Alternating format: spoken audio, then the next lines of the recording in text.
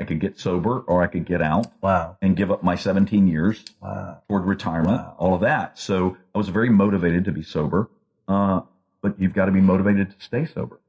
And it was through Alcoholics Anonymous that, one person shared one day about her being able to have a personal relationship with God. When I was a child, there was no such thing as a personal relationship with God.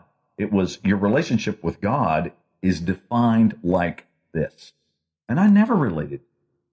I could never, ever relate to that. I couldn't relate to the youth groups. I couldn't relate to the judgmental people and all of that. I just couldn't relate. So I left the church as a kid, as a teenager. Right. And then in my brilliance as a 17-year-old, decided God didn't exist. Really right with brilliant. You. Yeah. So I had a personal relationship with God, but the struggles continued. There were a lot of struggles, and you get sober and you find out, okay, well, my drug of choice is alcohol. That's my drug of choice, and many other people's drug of choice is something else. And but my drug of choice was alcohol. So you give up the alcohol, but the easiest thing to do in getting clean or sober is to stop using. The hardest part is to learn to live life on life's terms. And learning to live life on life's terms, we go through this process of accepting the fact that we have a problem, then we do a moral inventory, so we do a house cleaning and get rid of all the baggage that we feel guilty about, so we get rid of the guilt. And then we start talking about character defects. And it's like, character defects? What do you mean I got character defects? It's like, yeah, your list is this long, Right. Yeah. I was like, really? So all you did was get back to a neutral place to start to right. You haven't... So and as you go, it's like as we get more and more honest with ourselves, every time we realize there's something about ourselves that's not kosher, so to speak, and we share it, I find this to be true for me, is that when I share that for the first time ever, something else pops up. It may not be right away, but there'll be something else, and it's in the subconscious. And once we clear out that one thing that is in the consciousness, this next thing comes up to the conscious. Right? Yeah. So, see, it's about being honest, especially in relationships. And so we share these things that we've never shared. So, but there's other things too. Like my list of addictions, I've got 9 addictions. And alcohol and or other drugs is only one of 18 addictions. Okay. And caffeine and nicotine aren't on the list. Wow. They don't destroy families. Right. Right. So, so I got 9 addictions. So I'm working through these addictions, actively working on these different things. But, little things like chewing tobacco. Okay. I don't want to give up chewing tobacco. I've been chewing tobacco since I was 17 years old, Right. I worked through 9 addictions, God. I used to be this horrible person. I was a womanizer. Oh, today's Me Too movement, I would have been dead. So, I was a horrible, horrible person. I'm not that person anymore. Like, God, can't you just let me have these few things? Yeah. No, not for where I was going and what he wanted from me, which has not been completely defined. Yeah. But, in my early days, just moving forward, having people to turn to in Alcoholics Anonymous that were friends of mine, that knew me, that would be honest with me about how wrong I might be or how right I might be. Those are the things that help me to get through life and to work through these different issues that I had. Yeah. And having confidence, as we go through, having this personal relationship with God, being able to pray to God and know he heard me. To know he heard me. And he would do things that he let me know he's hearing me. He would answer my prayers. Right. It's like, wow, he really answered my prayers. No ifs, ands, or buts. Right. And to trust in that. One of the things I found when I would start praying for something, it's like, God, I really would like to have this. What I needed to do was to accept that I was right where I was supposed to be. No matter how good or how bad it was, I was right where I was supposed to be. And when I would have that realization that I was there, and I would say that to God, the next day it would change. Which, is that not God? Yeah. In our lives, this powerful thing, learning to accept that I'm right where I'm supposed to be when things are horrific. There's so much peace in it. Yeah. It's like, this is really bad. but I'm right where I'm supposed to be. Right. But most of us, me included, when we're this deep and, in the swamp and the alligators are surrounding us, I can't go, well, I'm right where I'm supposed to be. So this is a good thing. Right. Somebody else needs to say it to me. And having somebody that's close to us that can help us through that has been critical in my life. And God blessed me with some really awesome sponsors in Alcoholics Anonymous and some really good friends. Right. And now he's blessed me with an incredible wife that can be brutally honest. Right. Well, more so than I want sometimes. And that honesty, I think, it can go both ways. It can either call us on something that, hey, you can do better. I know who you are, and I know what you're meant to be, and you can do better. Mm-hmm. Whether it's in the same areas you've mentioned or not, because all of us have different things. Right. What's a hang up that keeps you from moving forward? Because of the way you relate to it, may not be an issue for somebody else at all. Right. And vice versa. So the thing is, what do you need to be to fulfill your purpose? Where do you need to be? And if there's something that's keeping you, if it's a character thing, if you're if something as small that we all seem to have is impatient. Sure. Something as small as impatience. Now that, a really impatient episode with somebody in front of other people could really minimize your credibility. Sure. As could if it was an alcohol issue or something else. So it doesn't have to be big, bad, huge things. It can be little, small, inner things that need to be dealt with. And sometimes those challenges, those real major things that come up, those make us aware of those. They make us start looking on the inside. Challenges make us look on the inside, I think, first to go, okay, how can I improve? What's going on there that can improve? And then once we go, okay, oh my gosh, this area really needs to change, for me to be my best and reach my potential, then we start looking around on the outside for resources. Who can come along and help me walk through this? What other resources are there? Who else is farther down the path than I am on this that can help me? And then once we start getting that, once we start making some progress in that, then we can look around and say, okay, now who can I help and reproduce this process? And which is what we're doing today. Right. I'll tell you, getting involved with some groups of people who are very spiritual, there were things that happened. It was like, first off, I didn't even know that people could reach this certain level spiritual plane. First off, I'd never heard of that spiritual plane before. Yeah. Okay, so I hear about this spiritual plane, and it's like, wow, people can really get there? Because at first I'm going, no way. And then you meet somebody that's there. And it's like, you get to know that person, or maybe you knew them already, and you find out they're there. And you go, wow, that's what's so special about them. Now I realize it's achievable. And then then it takes that next step to achieve that, right?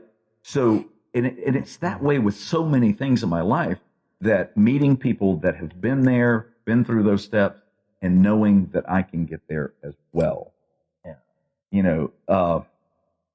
Trusting that I can get there. When I got sober, I had no idea that all that booze I was pouring down my throat and all those other addictions I was active in, I was just trying to fill a giant void inside of me. Yeah. I had this giant void. Well, there's only one thing that can fill that void. And it's love. Yeah. And love, and it's not love we get from another person. Right. I tried that one. It doesn't work. Yeah, no, it doesn't. It flushes out just like the booze does, right? So, but, it's that thing, it's all created, for me, it was created in my childhood. Yeah. A dysfunctional family, mom leaving when I was 11, all these different things that happened in my life that I had this void inside. Some of us talk about peeling away the layers of the onion, right? So every time we work through something, we peel away the layer of the onion. Well, my visual on that is the onion doesn't get smaller. Is that void gets bigger and bigger and bigger. Every time we peel away the layer of the onion, we create more love. Yeah. We start filling ourselves up with love. And so when we start filling ourselves up with love inside, the void, there's less of the void, right? And we can continue to put more and more of that in there. Jeff will be back shortly to wrap up today's message. This is Gabriela, still on the scene today with Talk Network Radio. If you're just tuning in, you're listening to Empowered Living with Jeff Byrd. If you've missed any part of today's message, you can hear it again online, as well as the entire archive of Empowered Living at www.talknetworkradio.com or search keyword #Empowered Living. We would like to acknowledge our music partners, Sound Ideas for Corporate to the Max, and Kevin MacLeod for Airport Lounge. Any scriptures read during this broadcast are from the New American Standard Version of the Holy Bible. If you would like to learn more about Jeffrey Byrd Coaching, visit www.jeffbyrdcoaching.com. That is JEFFBYRD coaching.com. Do a Facebook search for @CoachingRocks or drop Jeff a line at jeff@jeffbyrdcoaching.com. Again, JEFFBYRD coaching.com. Let Jeff's Coaching Rocks be the building blocks of your empowered success. Now, let's go back to Jeff for the rest of today's message. One of the things that happens down the road from that is that our capacity to love is limited. But the way we really, truly get more capacity to love is to give it away. Yeah. When we start giving away, that's what feels so good to go and do stuff for people. You know, God gives us love to give it away. So we give it away and he gives us more back. And we give it away and he gives us more back. But then we get more capacity to love. So he's got more he can give us, right? Yeah. And we got more we can give away. Right. And there's incredible happiness in being able to do that. Recovery programs, we talk about doing random acts of kindness. And you can't tell anybody you did it. Yeah. That's the hardest part. Yeah. But going and do a random act of kindness for somebody. You know, it's so hard the first time and to not tell anybody. But then it gets to be fun. Yeah. It gets to be fun because you know the end result is God is giving you more love. Yeah. It reminds me of that quote, be a river, not a reservoir.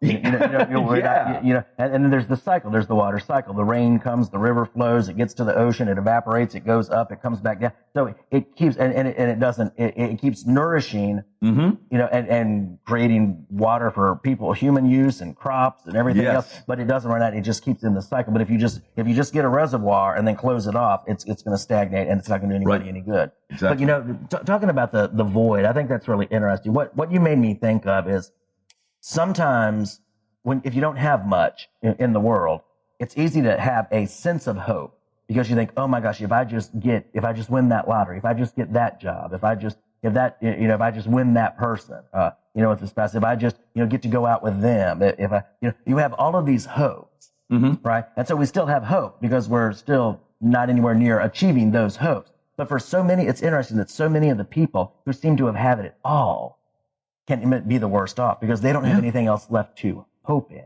Hope for.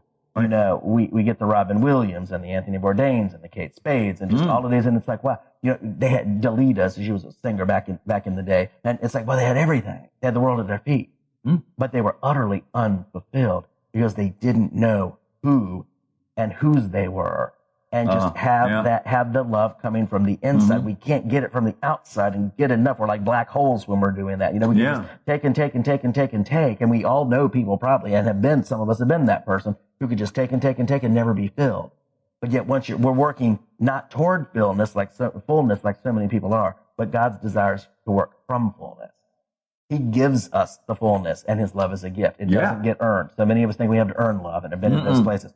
He gives it because he is loving. He looks at us just like the good parent looks at that child, and that child hasn't done anything to earn it. And they're like, oh my gosh, my heart is filled with love. Yeah. It's just filled with and overflowing with love. There's nothing I wouldn't do for you. That's why grandmas live cars off of babies. They get this superhuman strength to come to the rescue of that person and to bring them up. And then so often, we have a saying on John Maxwell team, a lot of us, we come to the point where it's like, well, we couldn't get out of our own way. There's that thing in us. There's that perspective. There's that mindset. There's that viewpoint that just seems so normal because of the way we've grown up and the way we process things. But yet that has to shift in order. That's the golden key to unlock the gate to our potential. And sometimes it's the crisis that makes us look inward and then look outward for help from God and from others who are farther down the road to unlock that, to change that mindset that seems so normal to us. All of us have a fatal flaw in our mindset, I think. And then it takes that crisis to change it, to cause us to reach out for help, to come to the end of what we could do, as far as we could go with that mindset. And like John Maxwell, one of my mentors,